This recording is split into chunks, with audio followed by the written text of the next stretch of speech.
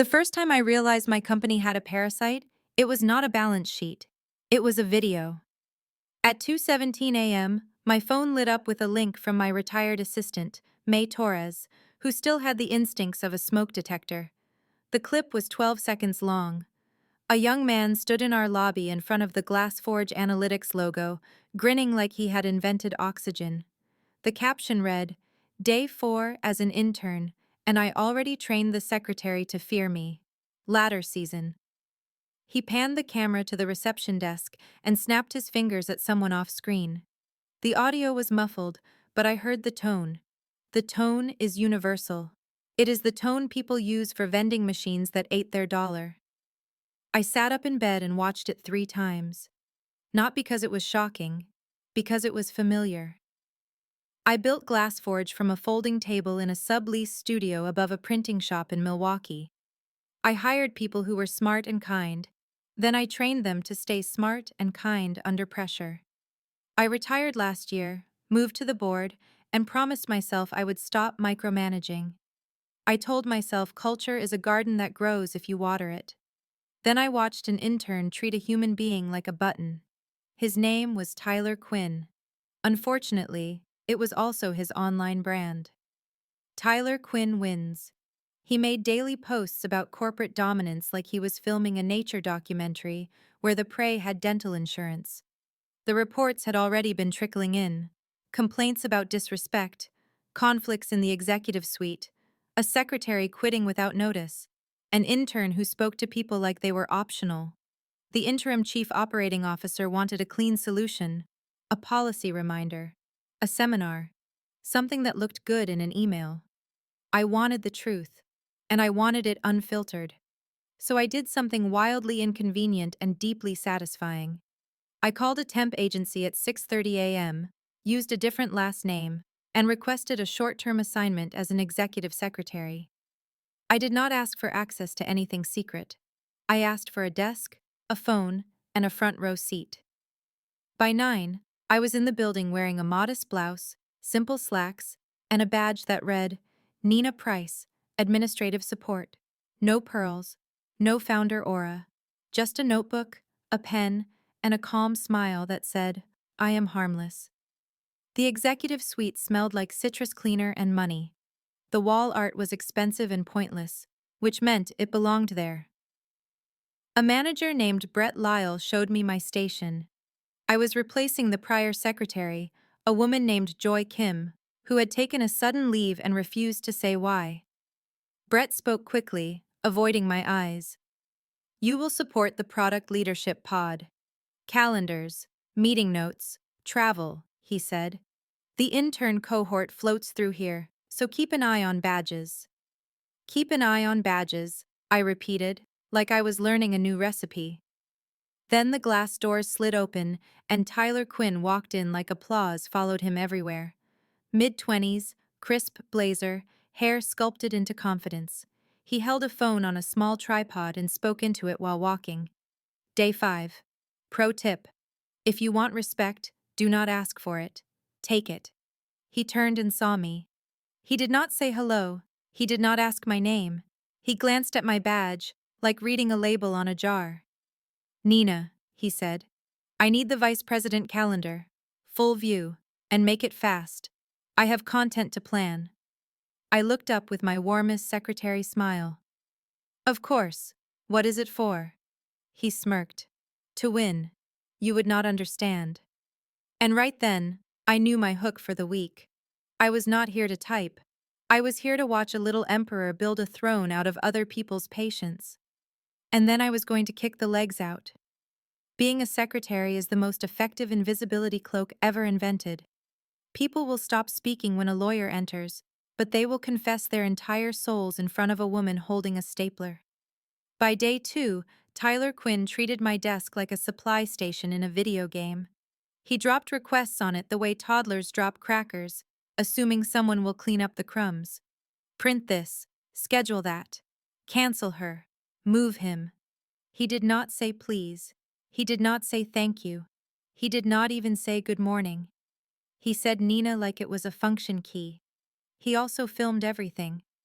At 10:11, He leaned into my doorway with his phone angled low and whispered to his audience, "Watch this." Then asked me to book a restaurant that did not exist. When I politely told him the name was fictional, he laughed loudly and told the camera, "She failed the vibe check." At noon, he posted a photo of a conference room whiteboard with a product roadmap visible behind his iced coffee. He covered nothing. He blurred nothing. The caption read, "Building the future while the dinosaurs nap." The dinosaurs, in this case, were the senior engineers who actually built the future. I kept my expression neutral and my notes detailed. I wrote down times, witnesses, and the exact wording of his little speeches.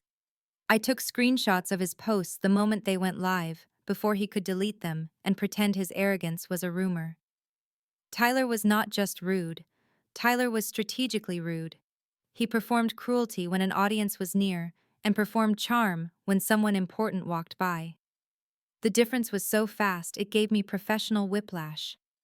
On Wednesday morning, a director named Colin Rusk entered the suite. Colin was a man who had never carried his own laptop. Tyler suddenly became sunshine. "Mr. Rusk," Tyler said, voice bright, posture perfect. "I was just thinking about how we can improve sprint velocity. I drafted a quick summary for you." He handed Colin a sheet of paper. I recognized the document. I wrote it. Tyler had taken my meeting notes from Tuesday and replaced my name with his initials at the bottom. Colin glanced at it. "Good initiative, Tyler," he said, then walked on. Tyler turned back to me the moment Colin disappeared. "Do not take it personally, Nina. Credit is a currency. I am just richer than you." I smiled. Understood. Inside, I felt something hard and clean settle into place. This was not a misunderstanding. This was a philosophy. The turning point came on Thursday when Tyler decided to use me as a prop. He marched into my office with two other interns trailing him like backup dancers. He pointed at my desk chair. "Sit," he said. I stayed standing. "Is there something you need scheduled?" He raised his phone. "I need a reaction shot. My followers love a boss moment. Pretend you are stressed, like shake your hands or something." I looked at him, then at the interns who were watching, half amused, half terrified. "Tyler," I said quietly, "this is a workplace." He rolled his eyes, then spoke to his camera. "Old school mentality. Some people love being small." He lowered the phone and leaned close enough that I smelled mint and entitlement. "You want this job to last, Nina. Then stay useful. If you complain, I will make sure you never work in this building again." I nodded slowly. "Thank you for clarifying." That afternoon I made 2 calls. One to our head of security compliance. One to our internal communications lead. I did not accuse. I asked questions. Do interns sign media policies? Do interns sign confidentiality terms? Do interns have consequences for posting internal materials? The answers arrived like matches in a dry room. Yes, yes, yes. I went back to my desk, opened my notebook, and wrote a new header: "The Trap." Tyler thought he was building a brand. Really, he was building a case file with a ring light. All I had to do was let him keep posting. Friday morning, Tyler Quinn strutted into the suite with the glow of someone who mistakes attention for immunity. He had a new post up by 8:05, a photo of himself in the lobby mirror with the caption, "Executive Wing Energy. Watch me run this place by winter." He was not even subtle anymore. He was auditioning for power. At 9:30 he leaned over my desk and slid a sticky note toward me. It had one line: "Schedule me 15 minutes with Lila Hartman, head of product, today. Urgent." Lila Hartman was not just a senior leader. She was one of the earliest engineers I ever hired, back when we shared a single whiteboard and a coffee maker that tasted like despair. She was brilliant, patient, and tired of babysitting. I looked up. "She is fully booked today." Tyler smiled as if I had told him the sky was blue. "Move something. You are a scheduler. Schedule." I wrote down his request, then made the only scheduling choice that mattered. I booked Tyler a slot with Lila. not 15 minutes, 5, and not private, in a conference room with a glass wall directly across from the open common area where everyone could see his face when reality arrived. Then I forwarded the invite to two people who would never miss a show: Human Resources Compliance and Corporate Legal. I did not add commentary. I simply included a link to the intern media policy and a timestamp list of recent posts. At 10 o'clock, Tyler filmed another clip outside my door. He said, "People think assistants run the building. No, they run errands. I run outcomes." He walked into the break area, grabbed a donut, and held it up to the camera. "Symbolic," he said. "Some people are here to be fed. Some people are here to feed." He tossed the donut back on the plate and strolled away. At 10:42, the trap started to close. Lila arrived for the meeting with her usual calm. Tyler arrived late, carrying his phone tripod like it was a ceremonial sword. He set it on the table.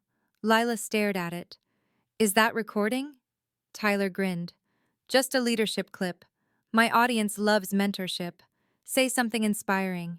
Lila glanced at the glass wall, then at the HR representative who had quietly entered and sat down without speaking. Then the legal counsel appeared in the doorway, holding a folder. Tyler blinked. "What is this?"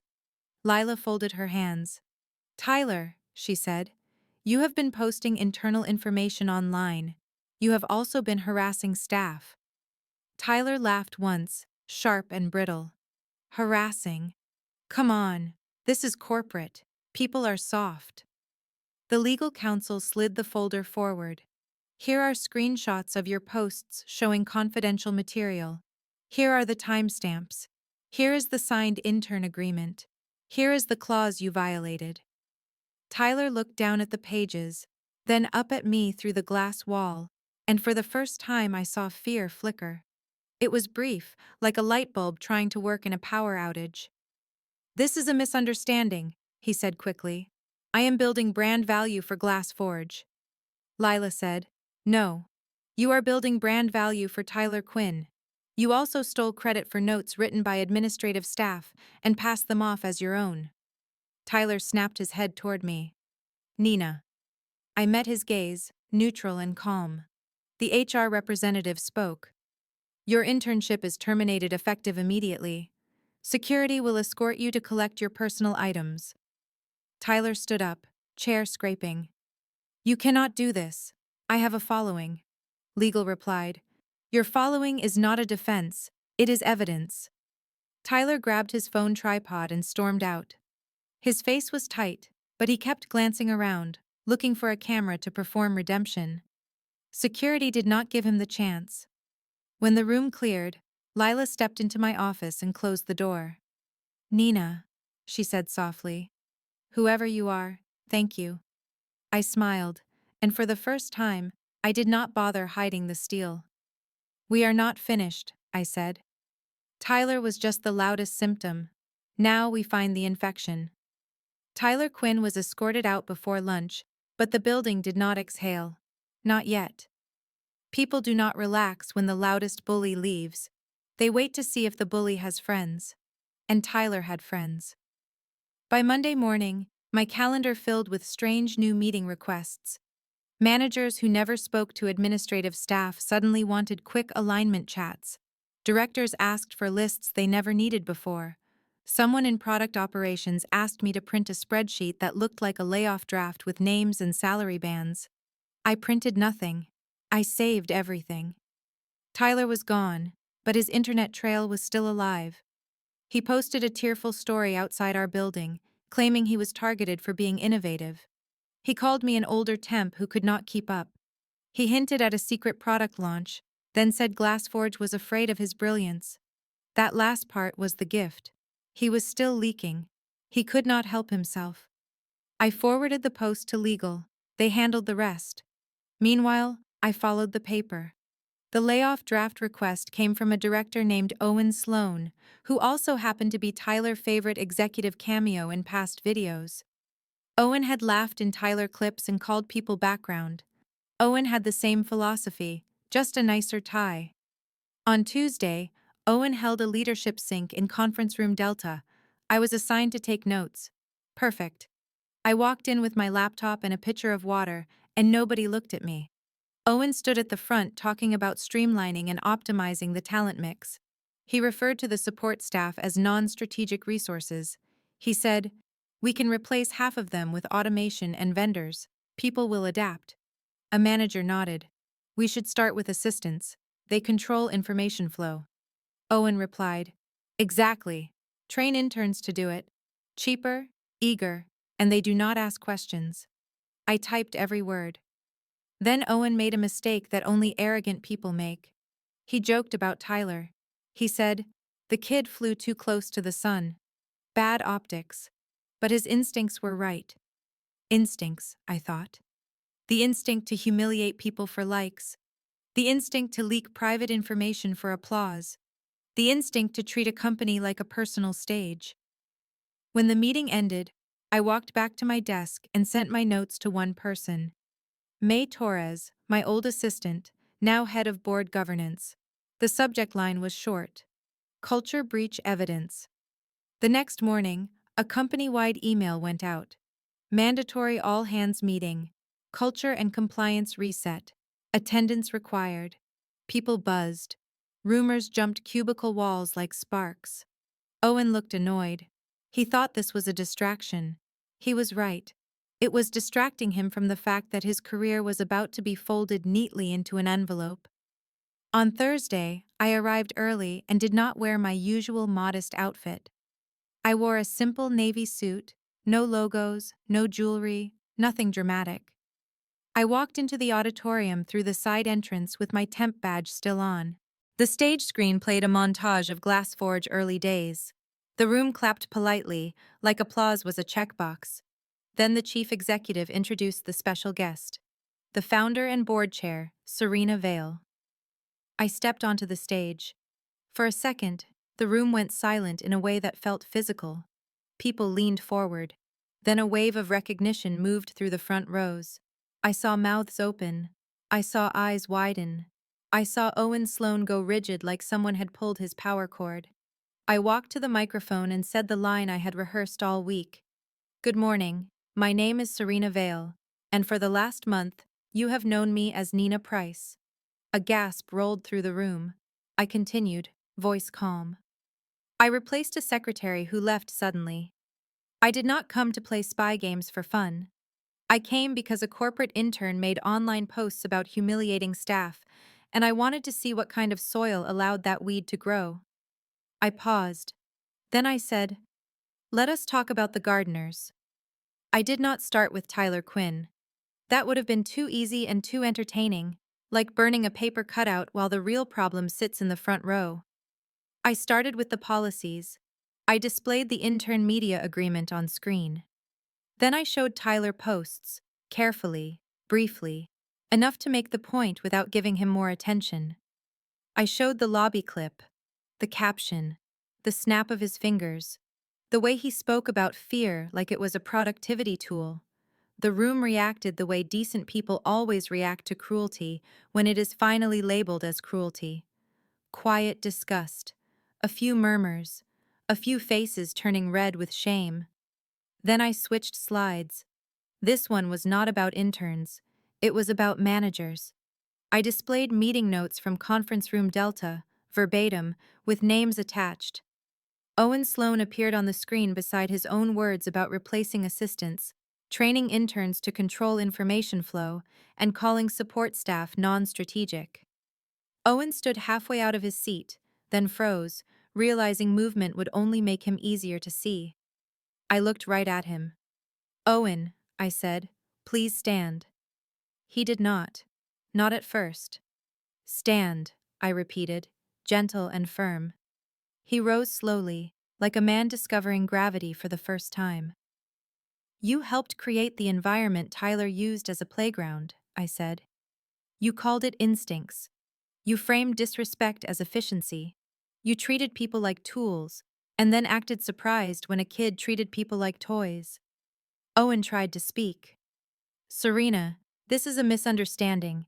I was talking about budget realities." "Budget realities do not require dehumanizing language," I replied. They require leadership. I turned to the audience. You learn everything you need to know about a culture by how power treats the people who cannot push back. Then I turned back to Owen. Your employment with Glassforge ends today, effective immediately. Security will escort you out after this meeting. A sound moved through the room like a door unlocking. It was relief. I kept going. Not with rage, with precision. I announced a new rule.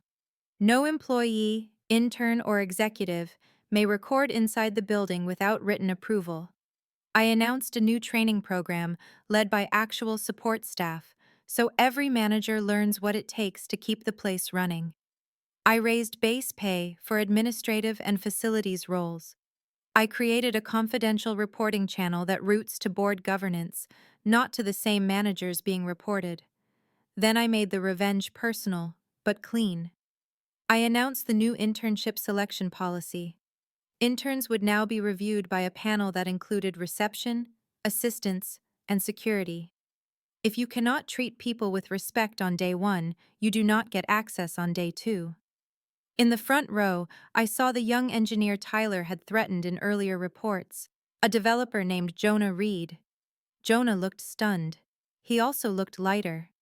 After the meeting, people filed out quietly, like they had walked through a storm and reached a clear street. Several assistants stopped me and introduced themselves, tears in their eyes. Not because I had performed a stunt, but because they finally felt seen. Back in the executive suite, I returned to my desk one last time. The temp badge still sat on my blouse. Nina Price. May Torres called. Did you get what you needed, Serena? I looked at the notebook on my desk, thick with dates, quotes, and proof. Yes, I said. I got the truth. And I got a new policy. What policy? May asked. I smiled. Any intern who wants to climb here can climb, but if they step on someone to do it, I will remove the ladder. I hung up, cleared my desk, and walked out of the executive suite without looking back. For once, the building felt like mine again.